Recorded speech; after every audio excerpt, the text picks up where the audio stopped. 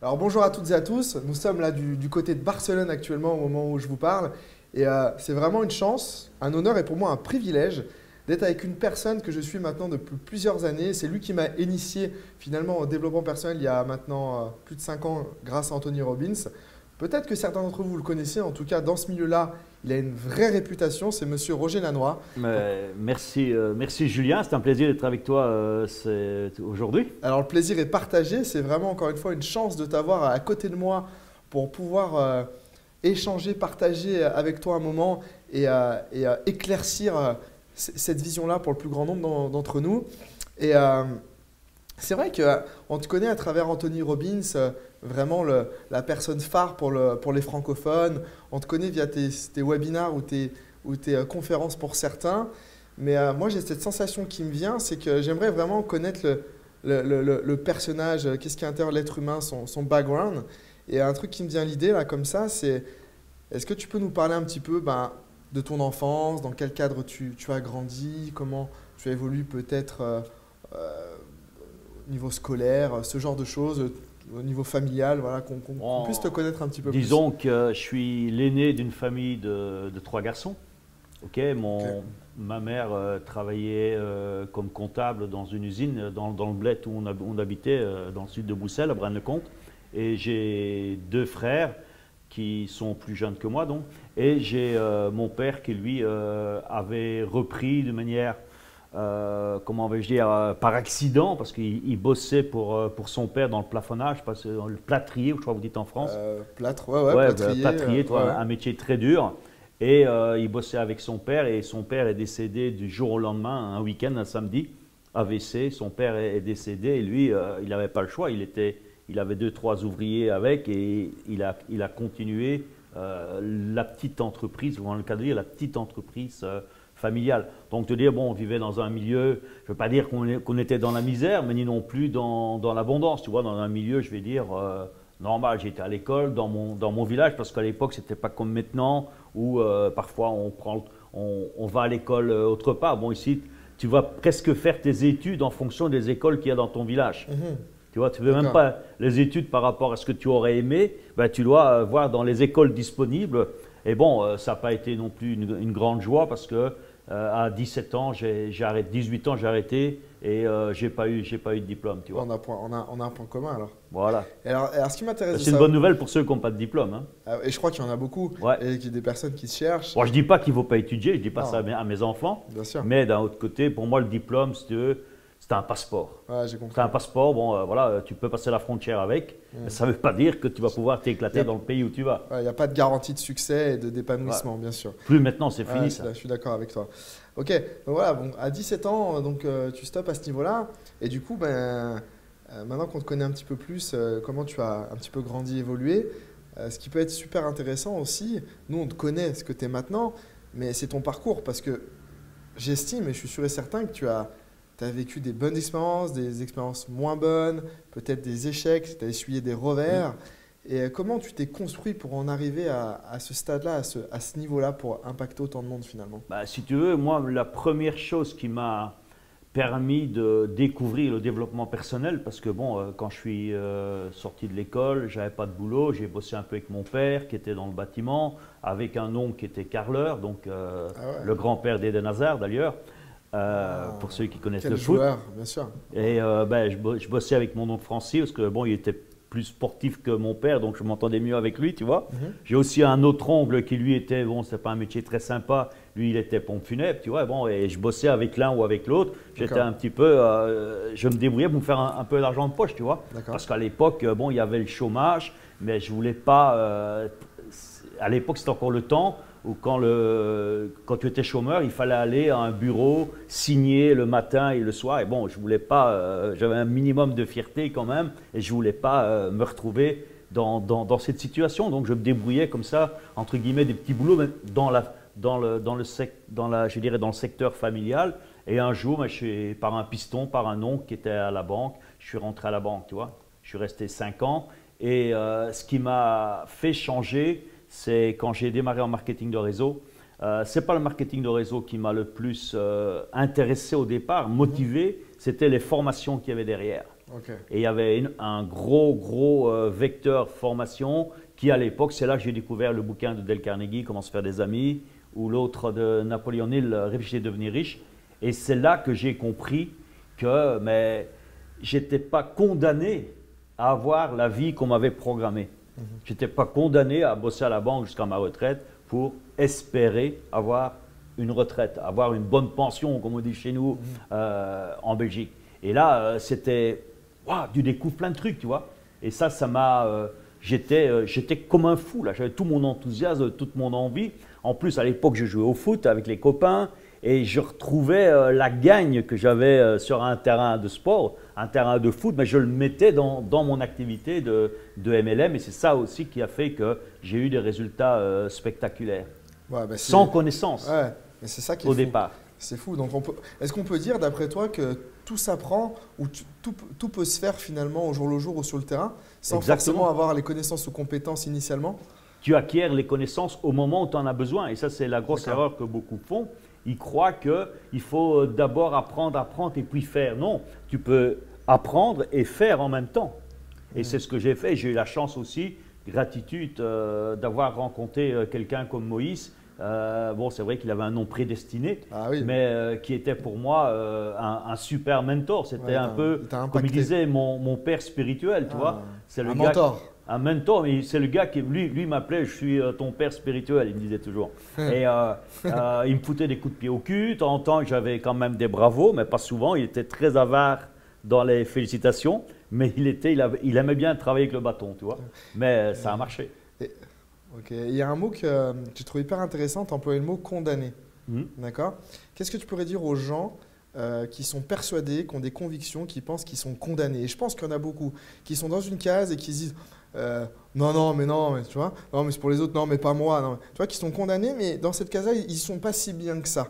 Mais peut-être par peur, qu'est-ce que tu pourrais leur dire finalement? D'une certaine manière, c'est nous-mêmes qui nous créons cette propre condamnation. Et cette condamnation, parce qu'on ne veut pas voir qu'est-ce qu'il y a dehors. Et aussi, il y a cette fameuse ZC, cette zone de confort dans laquelle les gens se mettent et ils n'osent pas sortir. Et ce qui se passe, c'est que les zones de confort, il suffit de regarder les revenus, l'inflation, elles ne font que se resserrer. Toutes ces zones de confort que beaucoup se sont créées deviennent souvent des zones d'inconfort. Et je dirais, ce que je donne souvent dans les séminaires d'ailleurs, c'est que dans la zone de confort, la vie est en noir et blanc. Si tu veux vivre une vie en 3D, en couleur, et vivre vraiment la vie, il faut oser sortir de la zone de confort. La zone de confort, c'est comme un muscle, il faut le stretcher. Tu vois? Et si tu ne travailles pas tes muscles, ils vont s'atrophier. La zone de confort, c'est le même. Toi qui es sportif, tu le sais. Et c'est important le stretching pour donner du volume à ta musculature. Et une dernière petite chose par rapport à ça, en sortir, on l'a bien compris, tu nous l'as très bien schématisé. Comment y rester? Parce que souvent, les gens, à un moment donné, ils arrivent à en sortir avec ce que tu dis, et tu l'as très bien dit, mais ils y reviennent tout de suite. Qu'est-ce que tu peux leur dire, leur conseiller pour qu'ils y restent? Et que finalement, que cette zone de confort s'agrandisse avec le temps et que ça soit d'autres choses?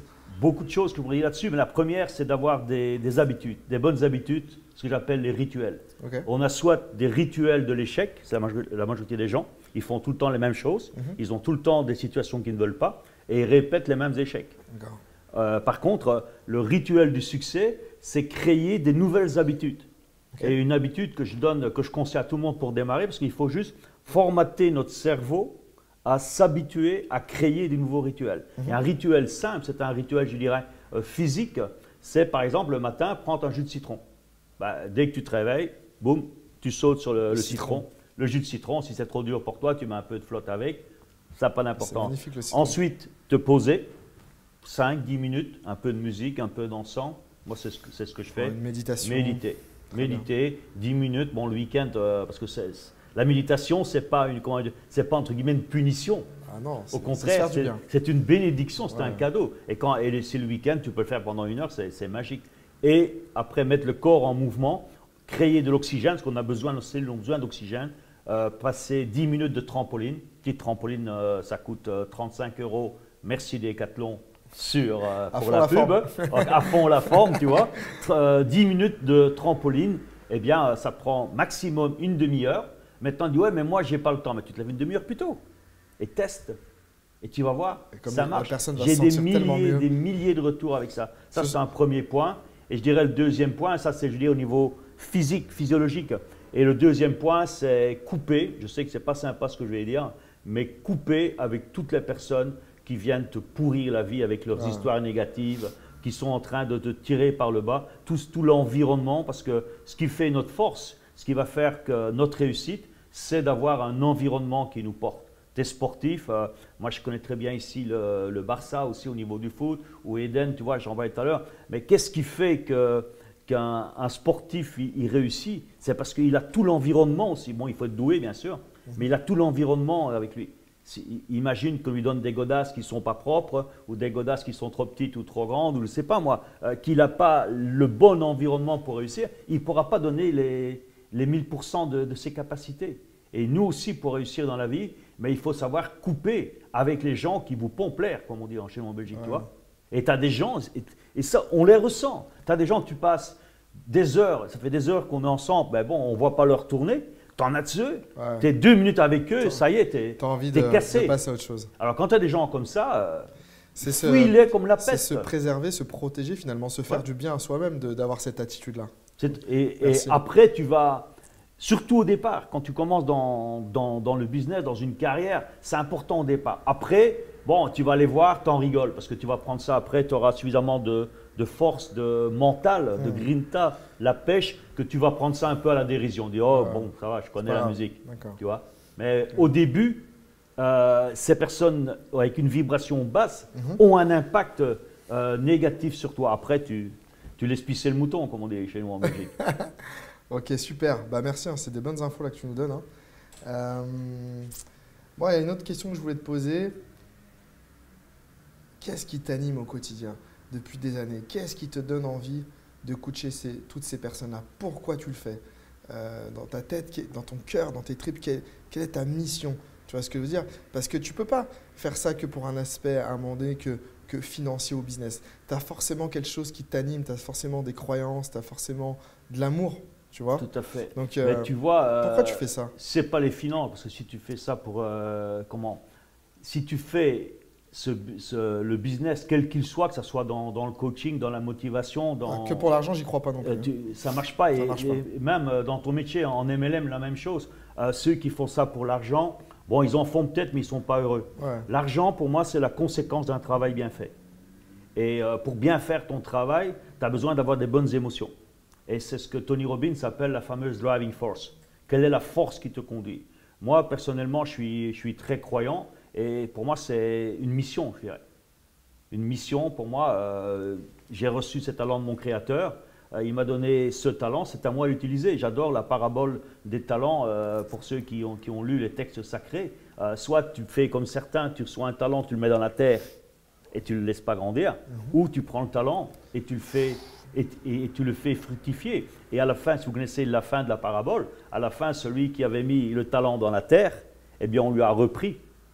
Et par contre, celui qui les a fait fructifier, mais c'est lui qui a reçu tous les récompenses, tous les talents. Ça, c'est une première chose. Deuxième point aussi, c'est aussi, je te dirais, pour moi, le plus important, c'est la famille. Moi, c'est ma femme, Salma, ça fait maintenant 10 ans bientôt que nous sommes mariés. Et bon, mais c'est quelqu'un aussi qui m'a apporté énormément au niveau de la vibration, comme on parle souvent, tu vois. C'est elle qui me donne l'énergie pour faire les choses. Et maintenant, grâce à Dieu, on a eu 2 enfants, ça a pris du temps. Tu vois, bon, comme quoi… Magnifique, qui ont quel âge?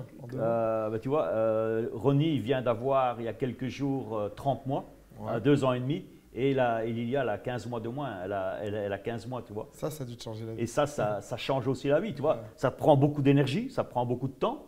Mais d'un autre côté, j'ai le sentiment que même si ça te prend du temps quand tu es avec, ça te donne une telle énergie que le reste, tu le fais encore plus facilement. J'ai compris, ça me parle. Donc il y a un équilibre qui se fait. Les gens disent, oui, mais si j'ai des enfants, ceci, j'aurai plus le temps pour faire ce que je dois faire. Non, au contraire, tu reçois plus d'énergie, plus… tu es dans une autre donc, quand tu te lèves le vibration. matin, tu es tout le temps excité, tu es tout le temps joyeux, tu es tout le temps heureux. Donc forcément, toutes les autres actions, tu les fais mieux et peut-être dans un temps plus court.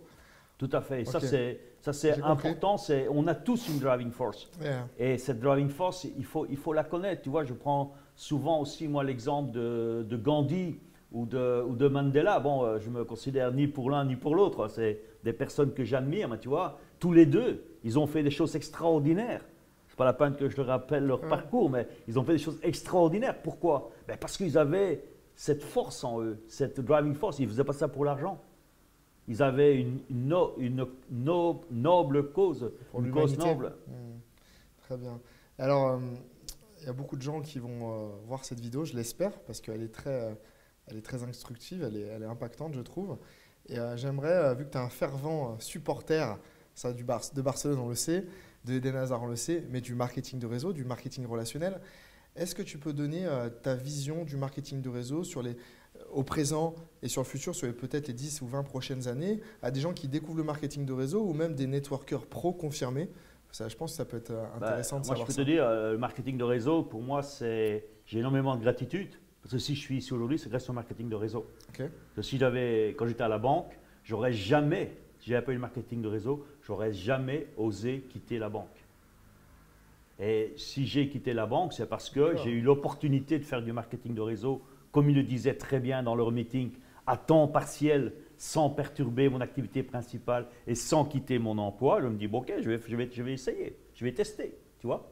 Mais si je n'avais pas connu le marketing de réseau, je n'aurais pas connu Dale Carnegie, je n'aurais pas connu Napoléon Hill. Et bon, je serais resté dans mon bled.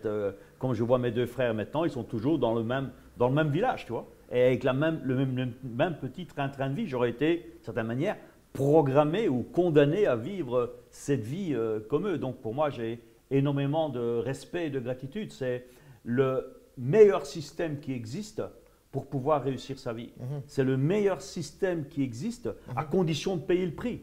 Payer le prix, c'est pas payer comme si tu devais acheter un magasin ou acheter une franchise, tu vois. C'est tes efforts. Là, tu payes le prix de ton attitude, de tes efforts. Tu payes le prix du changement, d'accepter de changer tes habitudes, de changer ta manière de penser et de ne pas prendre pour vérité ce qu'on a essayé de te vendre. Je viens essayer, je ne suis pas souvent sur là, parce qu'on a essayé de te vendre depuis des années.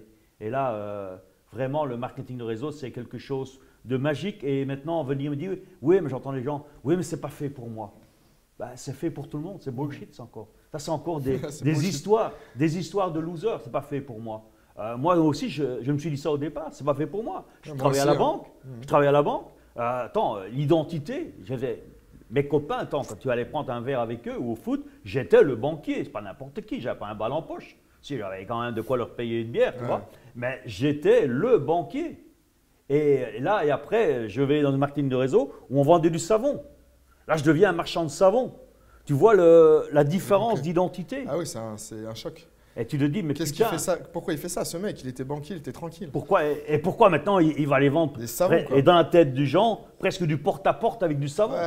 Et en plus, il veut que moi-même je vende des savons, mais il a complètement craqué. Ton ego, il en prend plein la tronche, là, tu vois. Et c'est ça le prix à payer. C'est savoir accepter de se remettre en cause, de penser différemment. Et pour moi, tout le monde, qu'on ne vienne pas me dire, c'est pas fait pour moi. Moi, je te dis, c'est fait pour tout le monde. À partir du moment où tu as la driving force, tu as une raison de le faire. Et à partir du moment où tu es prêt à changer. Merci Roger. Je trouve que c'est très clair, c'est précis. Et tu donnes une réelle envie en tout cas. Et ça fait vraiment plaisir. Et pour terminer, peut-être te poser une question sur ton métier actuel depuis des années, puisque là on a retranscrit un petit peu tout ça et tu donnes des conseils très importants. Mais quelle est pour toi l'importance, la dimension d'investir en soi, de se développer personnellement, de devenir la meilleure version de soi-même? Pourquoi tu penses que c'est vraiment important? Parce que finalement, si les personnes vraiment se développent réellement et sont en action, j'ai presque envie de dire qu'ils vont être inarrêtables et ils vont presque pouvoir réaliser tout ce qu'ils souhaitent. Mais il y a beaucoup de gens où ils ne sont pas en action, où ils se développent, et ils ne sont pas en action. Il faut aller les deux. Mais vu que ça, c'est ton métier, il y a beaucoup de gens qui ont vraiment du mal à s'investir dans le développement personnel. Tu vois ce que je veux dire? Ils le survolent. Ils ne rentrent pas vraiment dans le nerf pour vraiment, eux, se transformer. Et qu'est-ce que tu peux dire par rapport à ça? Je crois qu'au départ, il y a des peurs. Il y a la peur de… C'était d'ailleurs Nelson Mandela qui disait que la plus grande peur qu'on a, c'est de se rendre compte du pouvoir illimité qu'on a en soi. Ça, c'est un premier point. Deuxième point, c'est amusant parce que ça, c'est une anecdote. Tu vois des gens, ils te disent « Oui, mais moi, je n'ai pas d'argent, je n'ai pas ceci, je n'ai pas cela, etc. » Tu dis « Voilà, tu vas faire un séminaire, ça coûte 200 ou une convention, 300, 500 euros. Ça, mais je n'ai pas d'argent. » Par contre, tu as le téléphone qui sonne, c'est le dernier iPhone qui sort. Tu demandes une dépense et un investissement. Comment ils ont pu dépenser, ils n'ont pas d'argent, ils ont pu dépenser 1000 euros pour un iPhone et ils n'ont pas 200 ou 300 euros pour se former. Ça, c'est dingue. C'est l'aberrance. Société de consommation, peut-être, on pousse les gens, on leur apprend à dépenser, mais jamais investir en soi. Peut-être qu'il faut changer les schémas. Et moi, ce que j'ai retenu depuis mon démarrage en marketing de réseau, Moïse me disait un jour, on prenait un café tous les deux, il me dit, tu sais, moi, j'ai peur de rien, qu'il me disait. En plus, il était un gars avec une belle statue, un peu comme Deepak Chopra, tu vois. Mais et à un moment, il me dit, tu sais, moi, j'ai peur de rien. Tu sais, j'ai tout dans ma connaissance. J'ai la connaissance, et avec la connaissance, tu peux m'envoyer en Australie, il me disait. Tu peux m'envoyer au Brésil, tu peux m'envoyer au Canada, tu peux m'envoyer au Japon, dans n'importe quel pays du monde, j'arriverai à faire de l'argent parce que j'ai la connaissance. Il dit, c'est comme un médecin. Un médecin, il a appris la médecine, eh bien, même s'il n'a pas le diplôme qui est, soi-disant, reconnu dans un pays ou dans un autre, eh bien, il sait soigner parce qu'il a appris justement à soigner. Il a appris le métier. Et je crois que le meilleur investissement qu'on fait, c'est sur soi-même. Et me dit, Moïse, ne regrette jamais l'argent que tu as investi sur toi. Et je peux te dire, aujourd'hui, je ne fais plus les comptes, mais sans tenir compte de l'argent que tu, soi-disant, ton manque à gagner quand tu n'es pas dans ton business, que tu vas suivre des formations, je dois être à 150, 200 000 que j'ai dû investir sur une 15-20 ans maintenant, tu vois. Wow. Mais bon, pour moi, c'est un investissement. C'est le meilleur investissement. Pourtant, je fais des très bons résultats en bourse aussi. Mais ça, c'est le meilleur investissement. C'est l'investissement. Ce sera peut-être un prochain sujet. Un prochain sujet. Il y a beaucoup de choses à partager. D'accord. Bah ouais, c'est fou hein, ce que tu me dis. En tout cas, Roger, merci pour toutes ces informations-là. J'espère que du coup, les gens vont pouvoir mieux te connaître, vraiment d'où tu es parti, comment ça s'est passé, où tu en es maintenant et ta vision des choses pour eux-mêmes, la vision des choses pour l'avenir, que ce soit le marketing de réseau, que ce soit le coaching, le développement personnel. Donc moi, j'étais ravi de cette expérience. Ça me fait vraiment plaisir d'être à Barcelone et de t'avoir rejoint et d'en savoir plus sur toi en tout cas. Je vais quand même te laisser le mot de la fin. Merci. C'est quand même important. Mais moi, je dirais simplement, je reviendrai sur la citation que j'ai donnée tout à l'heure de Nelson Mandela, parce que pour moi, elle est très parlante. C'est que notre plus grande peur, et c'est la plus grande peur des gens, c'est d'être conscient de ce qu'on peut faire. Et moi, je me souviens, quand j'ai commencé à découvrir la puissance du coaching, la puissance de la visualisation, c'est un outil que j'adore, tu vois. Mais je me dis, mais je peux tout faire. À un moment, il fallait même me pincer pour me rendre compte que ça marche. Et le deuxième, je dirais dans la suite de Nelson Mandela, c'est de dire soyons une lumière pour les autres, soyons une source d'inspiration, et c'est ce que tu fais très bien aussi, Julien. Et je pense que c'est ça qui est hyper important. Soyons un exemple pour les autres, pour pouvoir les guider, leur montrer le chemin. Le fameux lead by example. En tout cas, merci. Exactement. Roger, merci Julien. À la prochaine. Merci, avec plaisir. Bye bye.